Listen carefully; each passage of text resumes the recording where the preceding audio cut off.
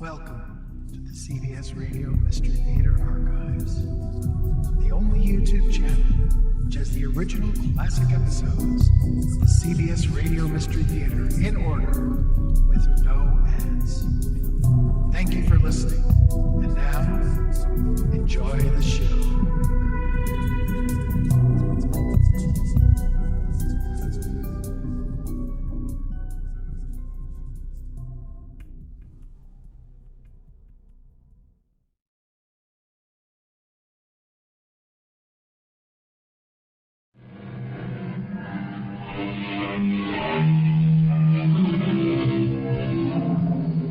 Come in. Welcome. I'm E.G. Marshall. William Alger, a clergyman of these parts, 100 years ago was asked about fate. And he said, "Fate is the friend of the good, the guide of the wise, the tyrant of the foolish, and the enemy of the bad." Do we agree or disagree? Whether fate is friend or enemy, we're about to discover in the unusual tale we have chosen for you today. Unsolved crimes, Henry. The books are full of them. Murderers who've gone away clean. Well, take your own family. Your Uncle Joseph was mysteriously poisoned. No one will ever be found guilty. I could explain his death. You could? What's your guess? It's no guess. I know who murdered him. Really? Who did? I did. Henry, are you joking? Oh, I'm deadly serious. Deadly.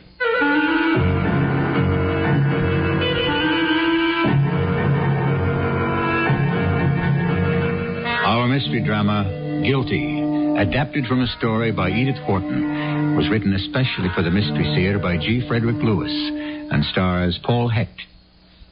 I'll be back shortly with Act One.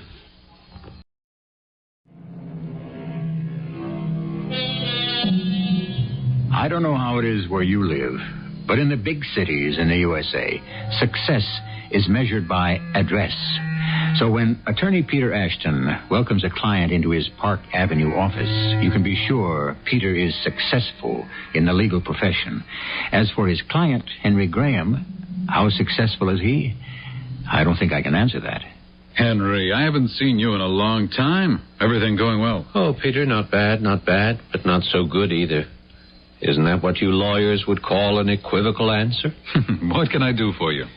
Peter, we've known each other for quite a few years, and... well, this is going to be harder for me to say than I thought it would. But take your time. I've always felt that you were more than just my lawyer. Not that you've gotten very rich representing me, but I've always thought of you as a friend. Well, so have I. And I'm not only a friend, but a fan. I've said to you many times, you get one of your plays on Broadway and I'll sell enough tickets to my clients to keep you open for months. It's not going to happen. Oh, don't tell me you're going to Hollywood. I wish. No, I'm not going to make it. In 10 years, I've had one play off Broadway and 6 rejections.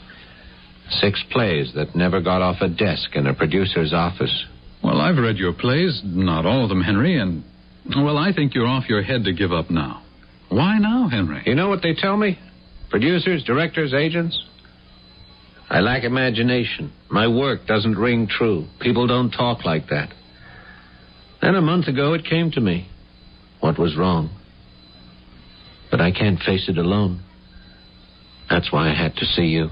Well, I'm sorry it couldn't have been sooner, but I've been up to my ears with Mrs. Leslie Ashgrove. You've read about her. Handling her estate. So you've met the famous and now rich Mrs. Ashgrove. What's your opinion? About the death of her husband? Yeah. My opinion, Henry, is that nothing will ever be known about who poisoned him. Whoever did it will never be discovered. An unsolved crime. Another unsolved crime. The books are full of them. Well, come to think of it, take your own family. Your Uncle Joseph, who also died mysteriously. Poisoned, wasn't it? No one will ever be found guilty, person or persons unknown. I could explain his death. I know who murdered him. Really? Who did? I did. Well, there's a playwright for you. I'm serious. I'm deadly serious. Sure, so am I. Well, so you murdered your uncle 10 years ago. To inherit his money, right? That wasn't the main reason. You never knew my sister, Kathleen. She was older than I was, a lovely girl in so many ways. No, you didn't know her. She died before you and I met. Yes, it was partly for money I killed him. I needed it for her. Henry, is this some kind of dramatic scene you're trying out to see if it'll play? It's no drama, it's truth. It happened. That's why I've turned out to be what I am, Peter. Because I killed Uncle Joseph. It's always there. Whatever I'm writing, my characters won't say what I want them to say. My words are fake, unbelievable. My life, all of it is a constant cover-up of hatred and guilt. You can't have reservations when you write. You can't fake people's emotions. You have to feel them yourself, and I can't. So, Peter, can you help me? Well, I can listen, Henry. 10 years ago, I had everything going for me. Was that when your first off-Broadway play opened? Yes, my first and only play. My sister, Kathleen, stayed home. She should have been in the hospital, but I didn't have the money to swing it. I was hoping the play would be a hit. I'd make some money and I could take good care of her. Opening night, I was standing in a corner by the door as the play ended.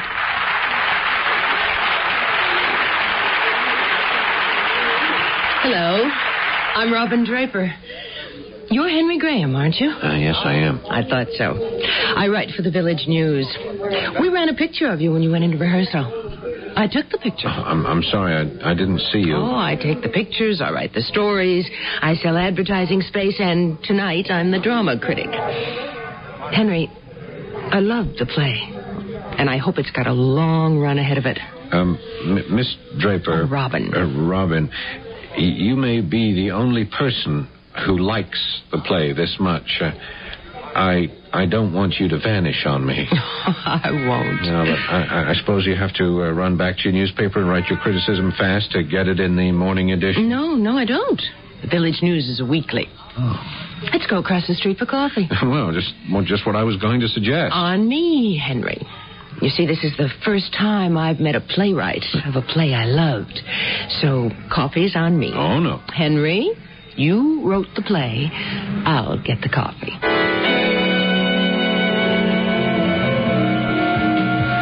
So you see, Robin, I'm the only one there is to take care of my sister.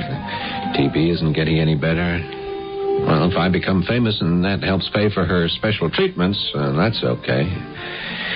About once a week I take Kathleen to the clinic for tests, but we're kidding ourselves. She doesn't need any more tests. She needs special treatments in a hospital. Kathleen is the Kathy of your play. Yeah. And her father is me, helpless but well-meaning. And the man at the end of your play who comes knocking on the door and you just know there's hope. Is he based on someone you know? No. There's nobody like that in our family. There's only one person who has money, and that's my Uncle Joseph. And the only reason he's got it is that he's never given any away. No, he doesn't spell hope to me.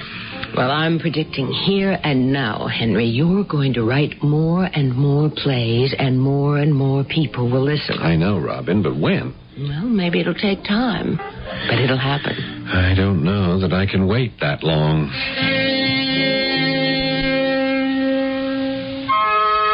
Sure, they liked my one and only play, but they said it was too special to move uptown to Broadway, and next time I ought to write something more commercial. Henry. Kathleen, my sister.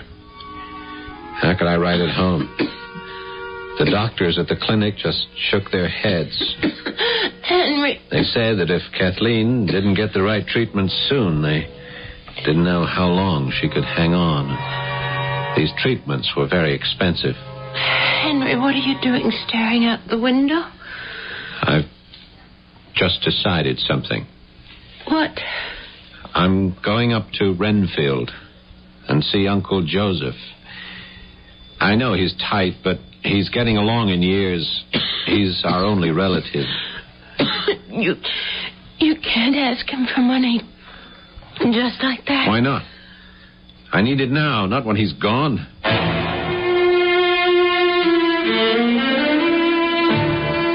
My boy, I don't know what occasioned this visit. Don't know why, after all these years, you suddenly had to see me, but now that you're here, just look at these melons and tell me if you have ever in your whole life seen anything to equal this. No, I never have, Uncle. How many greenhouses have you here? 3. The first one's where we grow the more exotic melons. Oh, one looks more delicious than the next. I wouldn't know about that. I grow them for the farm shows and the county fairs because I like to look at them. But I can't eat them. Buttermilk and toast.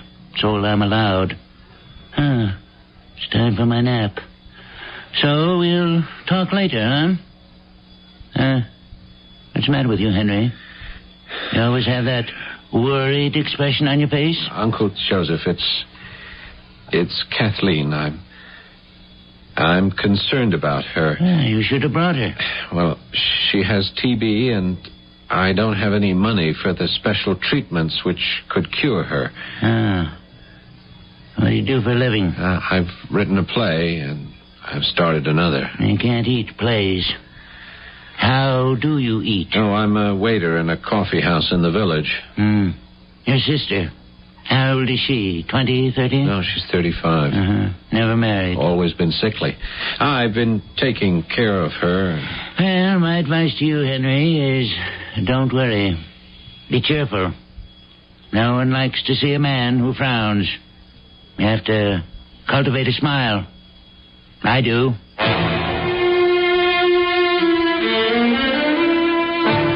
I stayed on a few days, trying everything I could to make this ugly Croesus understand that Kathleen's health was worth at least as much as the care of half a dozen of those acres of melons with their thermometers and humidity controls and all the gadgets and gardeners that went with his expensive hobby. But Uncle Joseph was so self-centered, I knew it was useless. I went to say goodbye to him. He was in his pet greenhouse. When I got there, the glass door was open from the inside, and the head gardener ran out, slamming it shut behind him. And, Mario, don't you dare ever show your face in here again, or I'll have the police after you. Well, what is it, Uncle? What happened? Just look at it. Did you ever see such a beauty? Do you know what that Mario did? This was my prize cassava. I told him to pick it for the county fair tomorrow. Do you see what that idiot did? Dropped his trowel right on the melon. Look at that gash. Oh, it cost me a blue ribbon. Well, I'm sorry, Uncle, but I'm afraid I can't stay here any longer. I'm worried about Kathleen. All right, to Washington. He's probably here illegally. Oh, I'll make him pay. Will you look at that melon? It's a crime. Uncle, will you listen to me? You're right, Henry. All right. I should calm myself. It's bad for the heart. Please, I've tried to ask you before. Can't you possibly give me a loan? I'll leave the amount to you. I think it's your niece, Kathleen. It's not her fault she has this condition. Henry, you're getting all red in the face. Just a little money. You wouldn't even feel it, and it could help cure her. I guarantee on my word to pay you back. I've a half-written play, a wonderful play. I'd give that to you as security. A half-written play as security? All this excitement is too much for me. I can feel my heart pounding. I'm going to my room to lie down. It was then I decided this horrible and selfish old man didn't deserve to live, and it was up to me to kill him. The fact that I would inherit some of his money when he died didn't matter nearly as much as stopping his breath forever. But how to do it? How to murder without getting caught?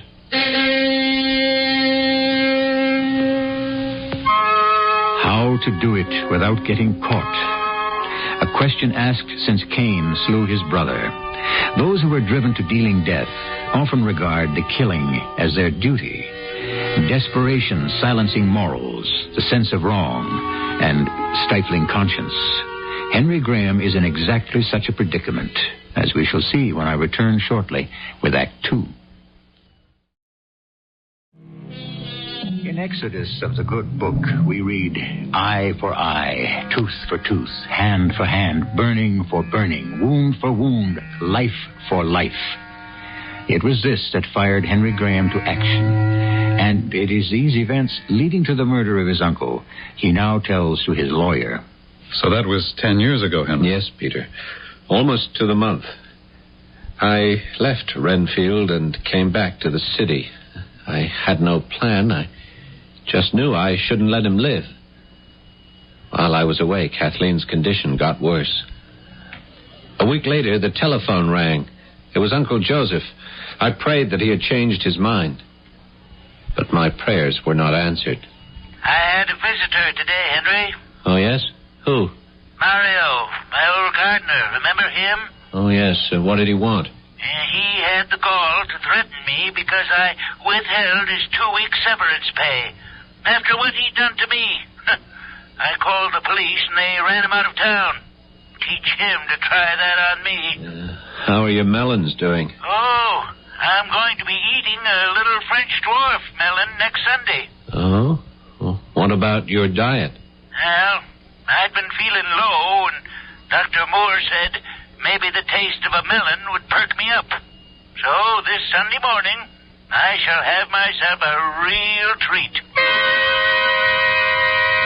See, it was fate, Peter. My chance. He called on a Tuesday, and Sunday was 5 days away. I could do it. Excuse me, Henry. Yes. Ah, right. Well, tell them I'll be with them in a minute. Henry, when you began this confession of yours, I had no idea it would take so much time. I have a very tight schedule this morning. I've got 2 clients waiting for me right now. Don't you want to hear how I poisoned him? No, Henry, really. Just answer me one thing. Why this confession at this time? You weren't listening when I told you I cannot write with this knowledge. I'm not sorry I did it, Peter. I did inherit lots of money. But it came too late. They couldn't save Kathleen. She died. Yeah, having money didn't save me either. No one will put on a play I've written.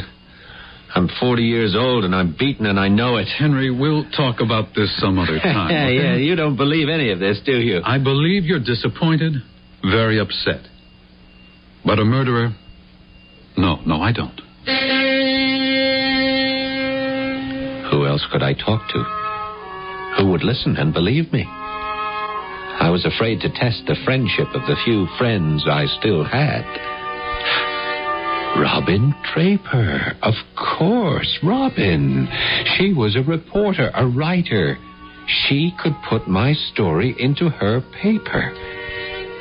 We'd met 10 years ago, and 7 years ago we'd each gone our own way. I wondered if she'd remember me. Don't tell me. I know that voice. Is it Henry Graham? Robin, you recognized me. Oh, I never forget voices, faces, or dreams. Are you still writing plays, Henry? Still dreaming about it, I guess. Why haven't you called me before? What was it? 6 years ago we lost track of each other. 7. I have to talk to you. Could you come over to my place after work? Tonight?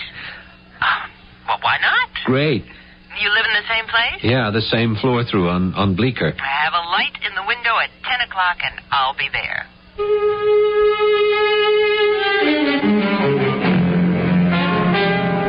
So you see, Robin, I can't go on keeping all this to myself. You see, it was so easy.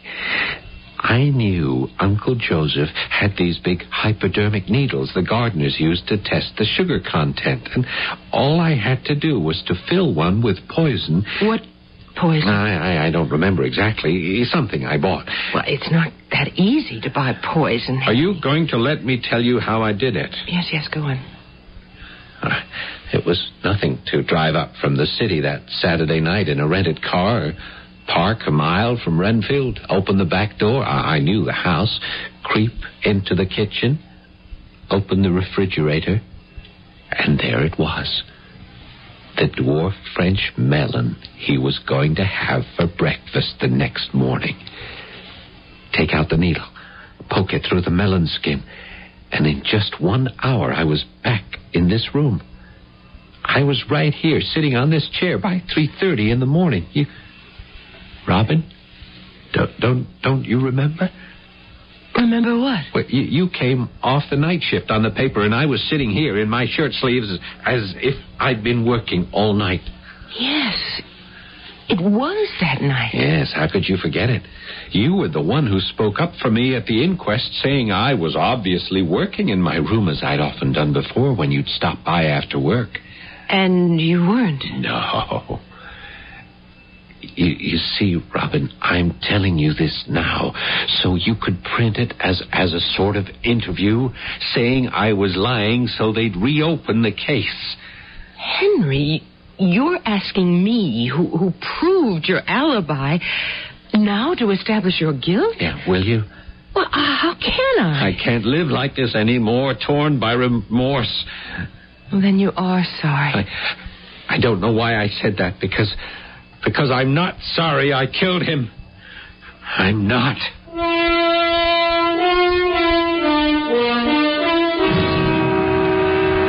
Robin wasn't going to help. I'd made a mistake. But fortunately, Peter, my lawyer, arranged for me to see someone who could be objective. Charles Green, the assistant district attorney. I'll be honest with you, Graham. For a man to confess to a crime on the flimsy evidence that you've just handed me makes me hesitate. It's my own fault, then, if I didn't make clear to you every detail I remember of that night? One thing. From where did you rent the car that you used that night? Well, I think it was a garage opposite Leffler's on 20th Street. Oh, fine. We'll check the records.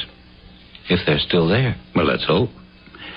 And, the poison you used? Yeah, I've been trying to remember where I bought it. It'll come to me. Okay. Just get back to me with that information, will you? Call my office and leave word with my assistant. I'd rather come and tell you personally. Oh, as you wish. Well, goodbye, Mr. Graham. Yeah, I'll get you the information. I'll be in touch very soon. Fine. Yes? Peter Ashton on 1. I'll take it. Peter, your friend just left. Well, what do you think, Charlie? That's what I was going to ask you. He's certainly got a fixation to confess the murder of his uncle. Think there's anything to it? I'll check it out. But his story is full of holes. I think the biggest favor that you could do him is to have him see a psychiatrist.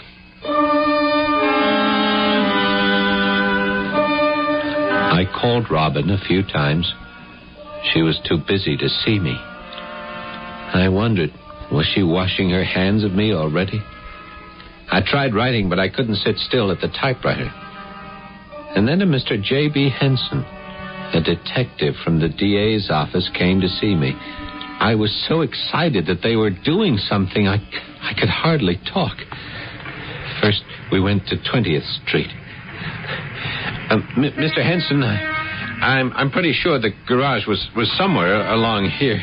The number will come to me. Well, there's no car rental garage on this block. Well, let's keep walking then. You told the assistant district attorney it was number 204 East. Yeah, opposite Leffler's department store. Now, let's see. I rented the car on a Tuesday. And then what? Well, for a week I began making practice runs at night from where I was living up to Renfield. See, I just had 4 days, and when I got the trip down to an hour, I thought, fine, that's okay. You see, I wanted to get up there at about 1 or 2 and be back home by 3. This looks sort of familiar. No, but not the building. Is that number 204? Well, it may have been 10 years ago, but this office building has swallowed your garage. Now, you're dead sure? Oh, yes, I am, because you see that empty building across the street? That was Leffler's department store. Well, we'll check it. And it was a Mr. Flood you rented the car from, right? You didn't get his first name? No, just Flood. Uh-huh. Well, that brings us to the poison.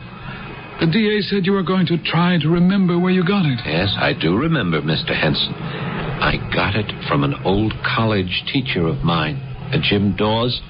He lived at number 20, Stuyvesant Square. He was a chemist. He made it up for me, no questions asked. He made the poison up for you? Absolutely. I'm sure he'll tell you. You just ask him. You've seen him recently? No, not in 10 years. Yes, well, I could have been wrong about the address. My memory for details has not been too good lately.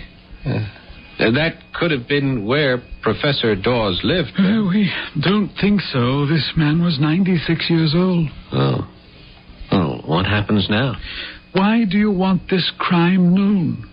Why do you want to sit in jail for the rest of your life? I've told everyone why so many times. I'm guilty. I want to pay for what I've done. I can't understand why that's so hard to believe. I feel like I'm sitting somewhere else, looking at my life like watching a movie I'm not part of anymore. I didn't feel remorse or guilt. I wished I could turn the clock back 10 years so I could remember something that would help. I went downtown to the off-Broadway theater where my first play had been done, getting a seat right at the back so I could get out into the lobby before the crush started. Hello, Henry. Robin. How did you like the play? It was good. Robin, I've left word at your office. I don't know how many times. Well, we've been very busy. Our neighborhood paper is getting very popular. Are you still in charge of everything? No, just editorial and art critic. Do you remember this theater? Yeah, my first and only triumph. Gosh, it's really strange running across you here. It's as if 10 years ago is happening all over again. I've been thinking about you, Henry. I'm sorry I didn't believe you. Because I wanted to. Yes, I'm glad. I can't get over it, meeting you like this here in this theater. Robin. What is it? That man there with a mustache who just came into the lobby. You see him? Yes, I do. Why? Do you know him? Why is he here? What's he doing? Why shouldn't he be? He probably came to see the play. Oh, he's from the DA's office. He's following me. Before we begin to analyze whether Henry Graham is as sane as he believes he is, or is on the verge of a mental breakdown, or suffers from an imbalance for which there is little cure, let us suppose he is stricken only with a conscience, that his illness is his conscience. If so, it is beyond the practice of all the physicians in the world. I shall return shortly with Act 3.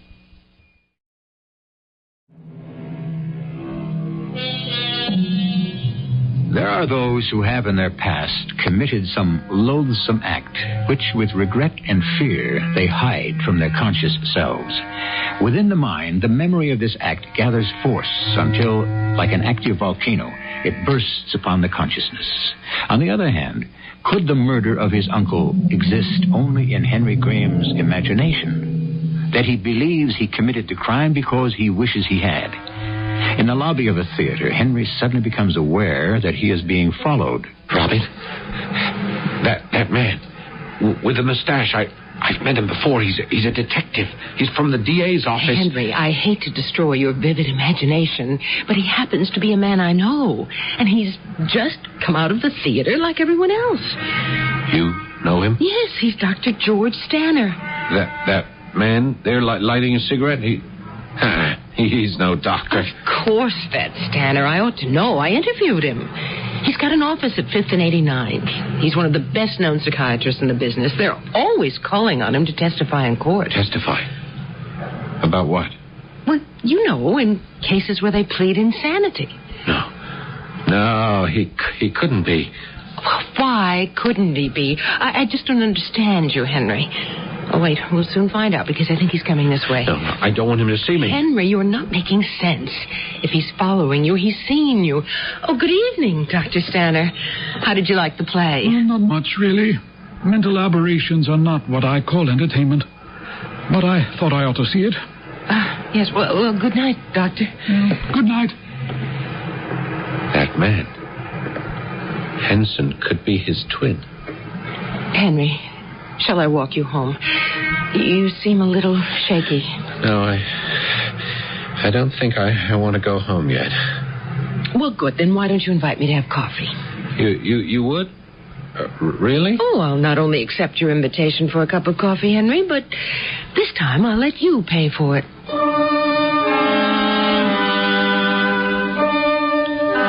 I had believed the assistant DA and the detective Henson were on my side. If I was being trailed, obviously they were not. The next morning, my phone rang. Would I come over to the DA's office as soon as I could? The assistant, Mr. Green, had some news for me. Miss Draper, we've just called Henry Graham. Before he gets here, I've asked you to join Dr. Stanner and myself because obviously you've known Graham for a long time and he trusts you. Oh, I hope so. Yes, I have known Henry for a long time. I knew him when his uncle died. Offhand, I'd say he has a fantastic imagination, but he's no criminal. Dr. Stanner, you've had a couple of interviews with Graham. There's a great deal to what Miss Draper says. On the other hand, it's possible that he's a manic depressive. He certainly shows many of the symptoms. He told me he felt as if he were watching his life on a movie screen. But why would he want to kill his uncle in the first place? Well, Henry adored his sister. She died of TB, which he feels could have been prevented had there been money for special treatments. Henry went to see his uncle to ask for a loan. His uncle turned him down. Is it possible, Doctor, that in Graham's mind, his uncle killed his sister, so Graham had to kill him in return? Well, in his mind, Charles, yes. But only there. Well, we haven't found hard evidence to the contrary. Mr. Green? Yes, come in. I came as soon as I could. Robin, what are you doing here? I was invited. I think I've met this gentleman before, huh? Mr. Henson? Huh?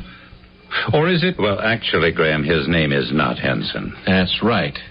You're Dr. Stanner, the psychiatrist. Yes, I am. Mr. Green, why did you do that to me? Send a psychiatrist. Because I looked into your story and there's nothing to it. Henry, please, everyone here wants to help you. I want to know why the assistant DA played such a trick on me. I had to. It's part of my business. Matter of fact, Dr. Stanner is a detective. Every doctor is. Oh? And what did he detect? Well, it's overwork, Graham. Yours is not an uncommon form of hallucination. Dr. Stanner, I killed my uncle. Gentlemen, I think we've gone about as far as we can on this investigation. The taxpayers would be up in arms if we spent any more time on it. Dr. Stanner, I appreciate your work. Henry, let's go somewhere. Just you and me.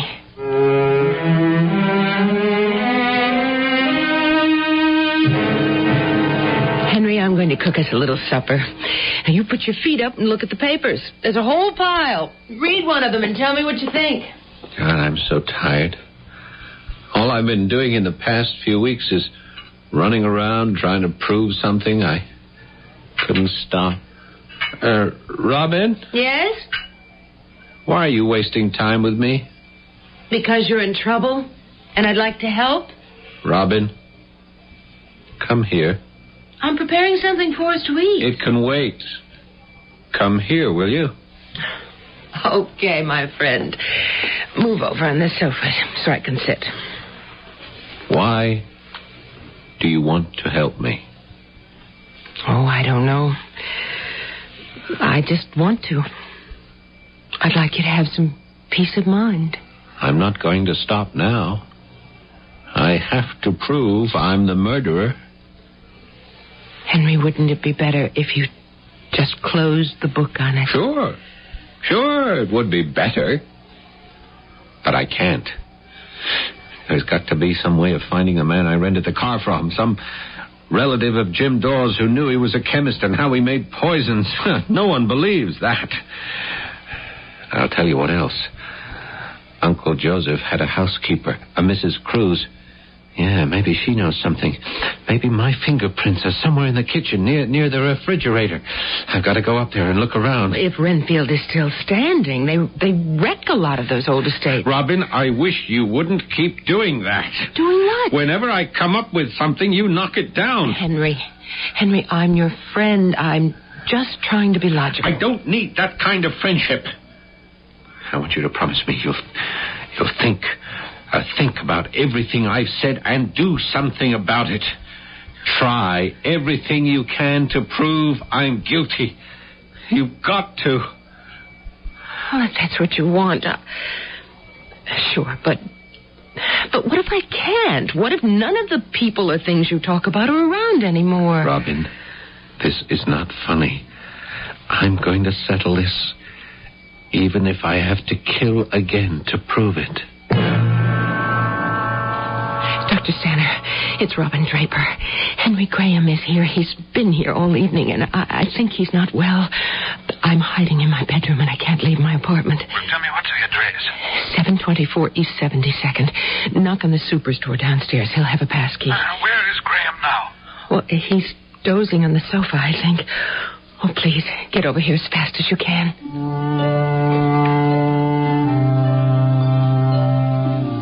I don't know what happened then. Of course, I would never have hurt Robin. I don't care what they say. But it's turned out all right. They asked me to stay in this place and take it easy. I sort of lose track of the time, but the day my lawyer, Peter, came with Robin, well, I'm not likely to forget that. Hello, Henry. It's good to see you. Hello, Peter. They said I had two visitors. Who's the other? Well, there she is. Miss Draper. My darling Henry. Such a long time. May I kiss you? You're embarrassing me. Robin? Robin, what is it? You're crying. No. It's all right, Henry. He looks so much better than the last time, doesn't he, Peter? Much better. Have you two been here before to see me? Yes. I don't remember that. You're safe here, and we'll come to visit you as much as you like. How long is it? How long? Yes, that I've been here. Well, we won't bother you with numbers. How are they treating you? Oh, great. Just great. Once I got to know the people here, I explained to them how I killed Uncle Joseph. They're very interested in it. I've taken the time to write a more complete statement of how I killed him. I had been a little vague before. For instance, about Mrs. Cruz, the housekeeper. That night in the kitchen when I put the poison in the melon, I heard a noise and got out of there fast, but when I was closing the door behind me, I saw her, and she saw me. Yeah, it's all in here, Peter. I've written it all down. See what you can do, okay? And let me know next time. Robin, when are you coming here again? Are you politely telling us to go? There's a play producer who happens to be staying here. He wants to talk to me about a production. Peter, be sure you read that statement carefully, huh? Find out everything you can so that I can take my punishment. Henry, stop that. What? I'm not going to let you ask us to get you convicted and then talk about putting on a play in the same breath. Do you want to be accused of your uncle's murder or not? Of course. Think of the publicity value. Author of this season's Broadway smash hit awaits his final curtain in death row.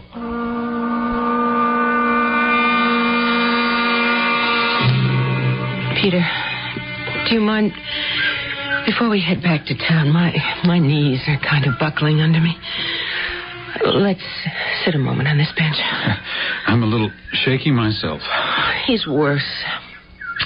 It's almost a joke with him. And he's still convinced that he did it. There's no shaking him out of that, is there? Robin, there's something I have to tell you. Something I learned the day before yesterday. Thanks to you and that tip you gave me about the housekeeper, Mrs. Cruz, I found her. It's true, what he said. She did see him, but said nothing about it when they questioned her because she thought she must have been dreaming. She couldn't believe Henry would have poisoned his uncle. So she suspected the person she saw in the kitchen was the gardener who had been fired. Oh, it was Henry after all. Yes. So what do we do now? Oh, what can we do? Will the housekeeper say anything? No, she's scared out of her wits. Peter, I say we do nothing. Henry is being punished. And the punishment may go on for years in this place. But it's his crime he wants to be punished for. I won't be responsible for giving him the death he wants. Can you honestly say, Peter, you could live with the knowledge that you sent him to his death?